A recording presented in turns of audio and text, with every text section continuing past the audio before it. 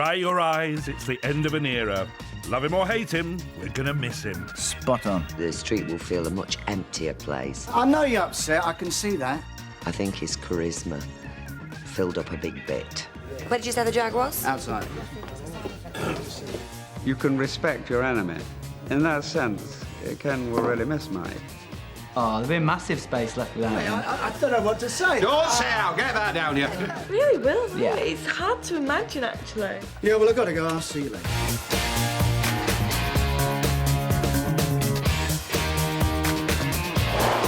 For the past 30 years, this street, this cobbled street, has been my home. Come on, I'll show you around. 1976, and a new resident moved into Weatherfield. With a twinkle in his eye, a smile to die for, and out-of-town theories on women. They've got things on their mind you and me have never heard of. A cocky cockney on the cobbles was exotic. You sarcastic devil. And tongues started to wag. It's injected into it, which I think was very clever there, that north-south divide. It's that man from the factory.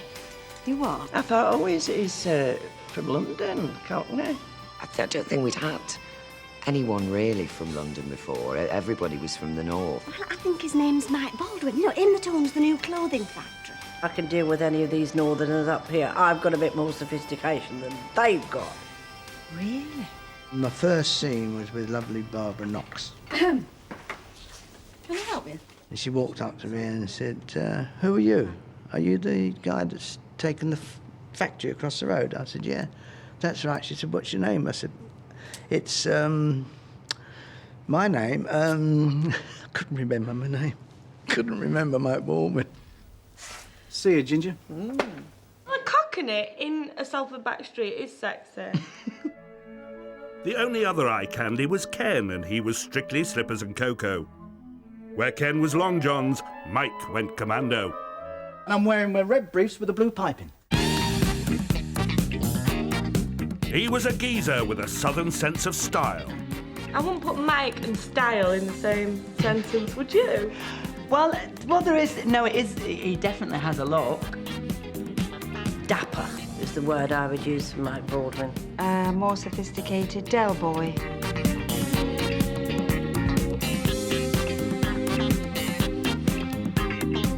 With the camel coat, the cigar, and the whiskey. Stand you up. All right, love? He's quite, man at CNA, isn't it? Like something out of the Littlewoods Extra. I suppose the golfing jumpers could be a bit of a turn on. What's that called? That pattern? That Argyle. rhombus? Argyle. Rhombus. Mike was the governor with a cunning plan. He'd employ the hard-working women of Weatherfield and make loads of money.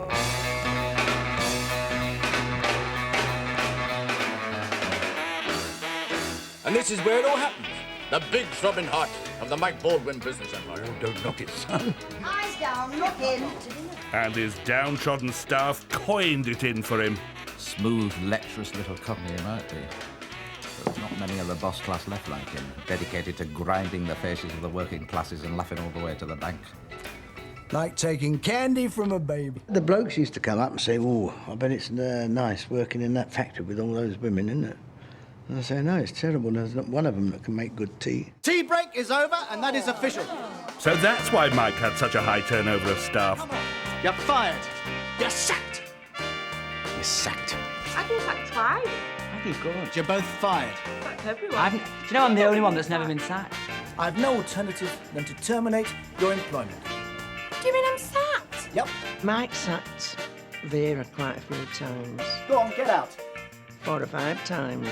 Go on, keep moving. I want to see you go straight through that door. In fact, I don't know how she got back in. We got somebody then. Yeah. Married lady, bottle blonde, big mouth. Sounds like Vera. She looks like Vera too. In fact, it is Vera. But the factory was never Mike's true home. For that, he had to cross the cobbles. My first real home from home when I came to Coronation Street was in here. Seeing a few barneys in here, I don't mind telling you. And chatted up a few birds. In fact, too many to remember. Come on, I'll buy you scotch. Ah, scotch, please, darling. To hear is to obey. He likes whiskey, that's what he likes. Double scotch, Bet. Give us a scotch, will you? Double scotch, honey. Oh, give us a scotch. Double scotch. Scotch, please, Betty. A double, lovey. Yeah, you bet. In the Rovers, Mike gave us all a lesson in the language of love. Tell me, what sort of food do you like? Let's settle then. I'll get my coat. Right. You want to know the secret, do you? Total power over women, is that what you want? He approached it scientifically Ah, well, the gravy lubricates the pies, and the scotch lubricates, well, other things. and philosophically. Women are like gerbils. Feed them, keep them warm, you can't go wrong. Everybody thought he was very attractive. He's just a charmer, isn't he? That's what he is. I mean, they love him, don't they? He was, he was a bit of a looker. Yeah, still is. He looks marvellous. And he must be, what, 110 now, surely. He charms, he could charm the burns out of the trees. I don't know how many women he had. I can't believe it. Let's give us something to watch then. I mean, it's a wonderful walk. I know I can't say that. He is the Premier League. In fact, he's going into the Champions League of womanizers. He will win on away goals. Count double. It's been a hard day. And you're not getting any younger. That's where you're wrong. I'm getting younger, Bert. See you. After just 6 years, Mike had sampled the delights of Weatherfield. But King of the Cobbles fancied a taste of forbidden fruit. It all started because he wanted to annoy Ken.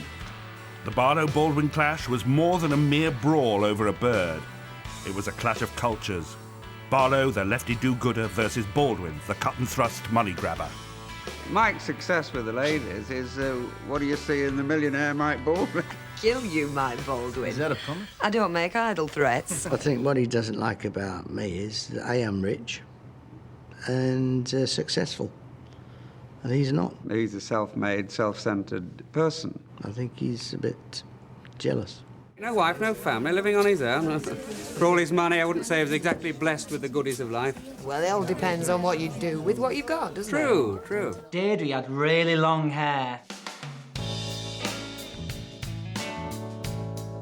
Massive glasses, massive glasses. They were like scientists' visors, you know, them kind of things, that little re-entry shield.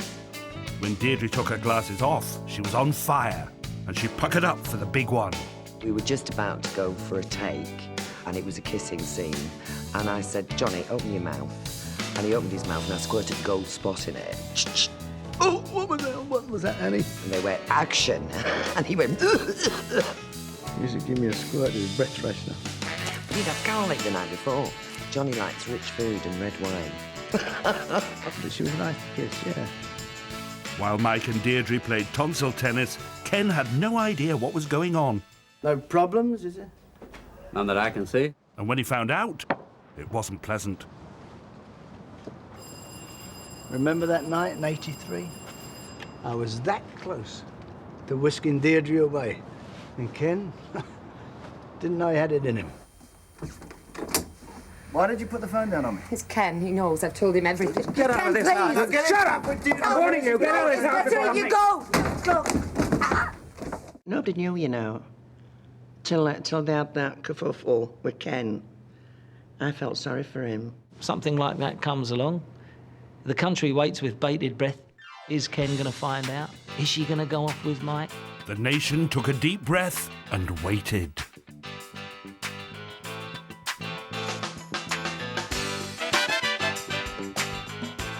Then all of a sudden, no, she stays.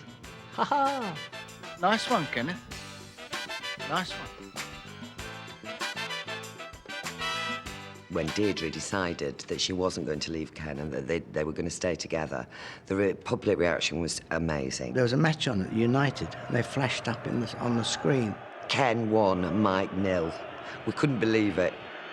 It's the only time Mike ever lost anything, that, I think, wasn't it? The viewing figures shot through the roof. And they all started screaming, shouting, no, no, no, right. And it all fed off itself, and up it went. Well, I'm glad she did, actually. I mean, otherwise I'd been stuck with her for about 40 years. Coming up, the truth about Mike Baldwin's family. You've had affairs and you've dropped kids all over the place. Rita, twins? They're all Mike Baldwins. When you think you haven't got any, and suddenly they all come out the woodwork. But first, all screen legends have a nemesis. I'd like a word with you, it's convenient. And Mike Baldwin is no exception. I want to work with you. He was Lex Luthor to Ken's Superman. They've always round with each other because deep down they love one another. Ken and Mike?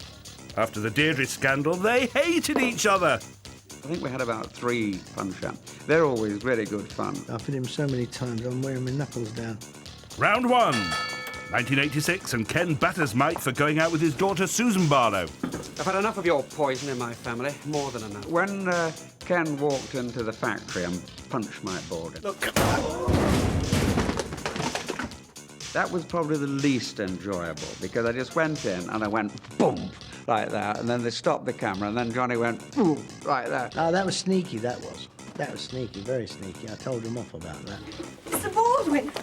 And I said, no, you've got to give me a bit of warning. But he wouldn't. I think he enjoyed just thumping me as well. It was quite frightening when they used to have a fight, you know, Ken and Mike, because they really went for it.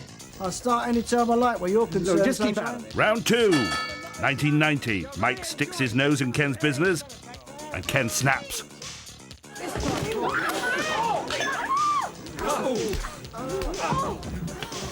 Come here, you! Come here! Leave it out! I thought Ken had actually hit Mike Baldwin. You know, it looked so good. You can't just get in there and smack him one, which you want to do, of course. Or he did, not me. If she goes down, it's your fault. Round 3. 1998.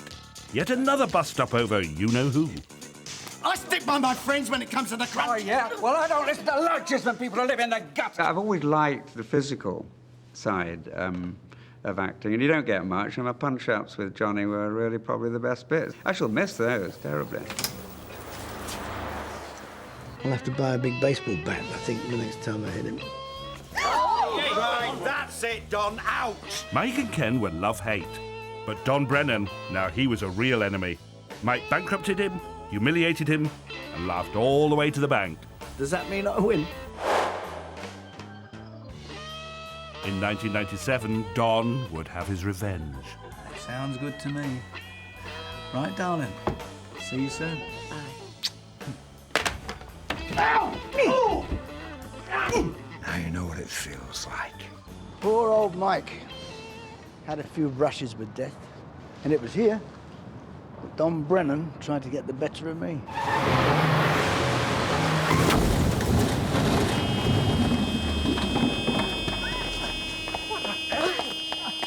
What's going on?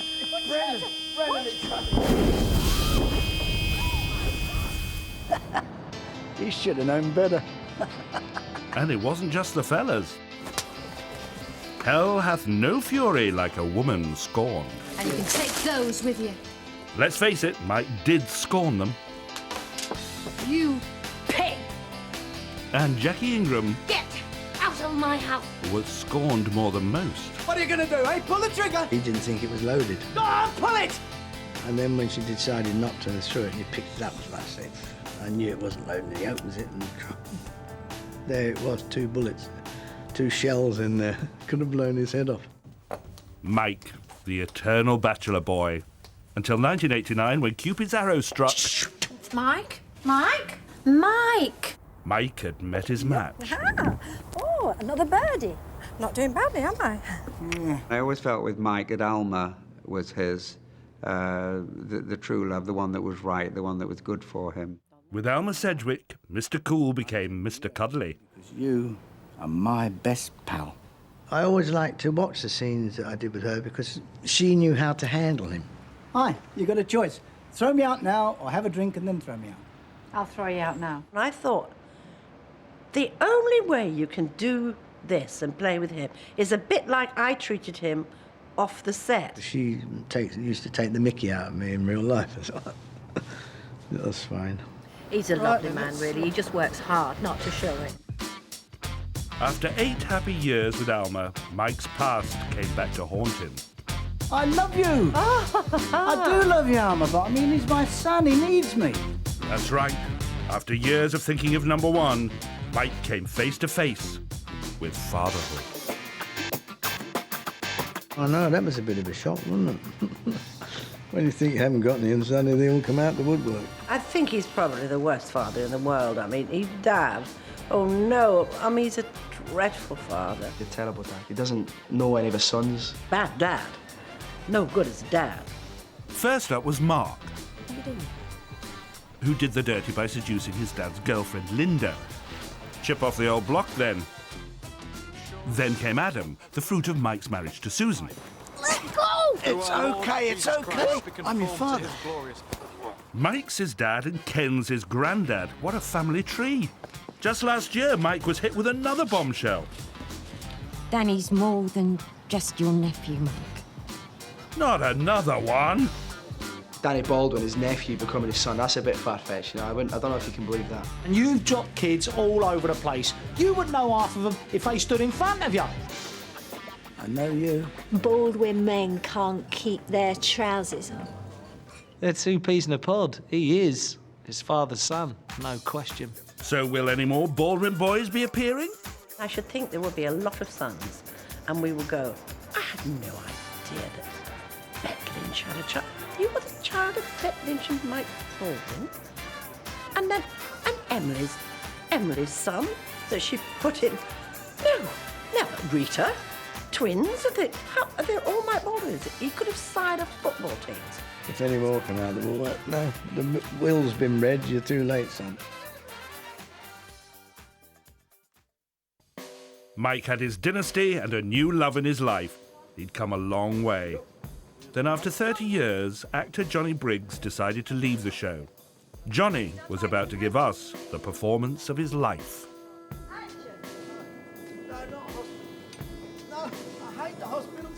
When I decided to leave the show, I didn't want to just wave goodbye and disappear into the sunset. I said, I'd like to go out with a bang. Mike's life was complete, but a cruel twist of fate meant he'd never have the chance to enjoy it. Where's Harry? Parking the car. What's he doing? Look, will you stop messing about? Mike. Harry's dead. What? You know what they call Alzheimer's, the long goodbye. Almost every viewer watching the storyline at the moment will be touched by it because they will have someone who they know who they know. Tell you what I'm going to do. I'm going to buy you all a what's it? It's just tragic to watch it because when we're on the set, it is so real. You okay, love? Yeah, you know what I mean. A what's it in a glass? It will break people's hearts because he is such an icon. Drink. That's it, for goodness sake. I'm going to buy you all a drink. It is the end of an era. No, you, don't I? Of course you do. I'm Deirdre. And you think back, you can't help but think back to all those times that we worked together. Mike, look at me. I'm Deirdre. This is Ken. Yeah. You know what to do, don't you? Then get rid of them. I'll be in the office. Paperwork. And it's like, suddenly he doesn't know who Deirdre is. And then you get all mixed up with the character and your real self, and your emotions collide. And I actually felt near to tears. It was the start of when Mike was really becoming ill. What are we doing here? And he'd asked Danny to take him back to the factory. Denim! No, knickers, Mike. We make underwear. And he was lost in his memories. And then he turned to Danny. Mike turned to Danny and said, I'm ill, aren't I? Hey. I can't handle this. Mike. I just can't handle it. Mike. I just can't. Come on, Mike. Come on. What's wrong? I'll look after you, don't worry. Well, I thought it was very clever that the writers put Mike and Ken together in the end because they've been fighting all the way for the last 30 years, and to put Mike and Ken at the end and him cradling me in his arms like a baby, I thought was very, very clever writing. And I was very pleased.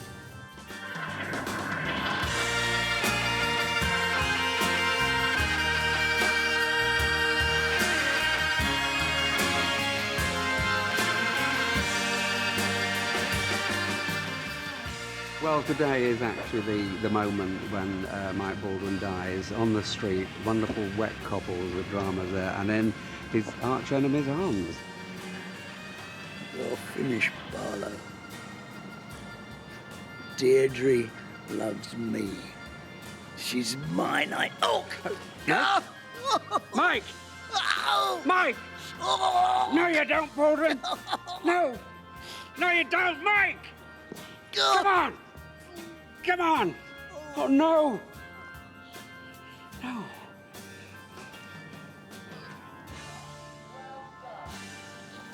I'm gonna miss you. I miss you. But who knows? Who knows what the future has in store? We might make that big Hollywood film together. Hey, that's a good idea. Yeah, the Brokeback Mountain for the two elderly cowboys. Well, I love him, really. Yeah, we love each That's other. what came Yeah, up. give And he us a loves you. Although I'm leaving, I'm going to miss you because it's you that have put me where I am today. And thank you very much. God bless you all. Bye-bye.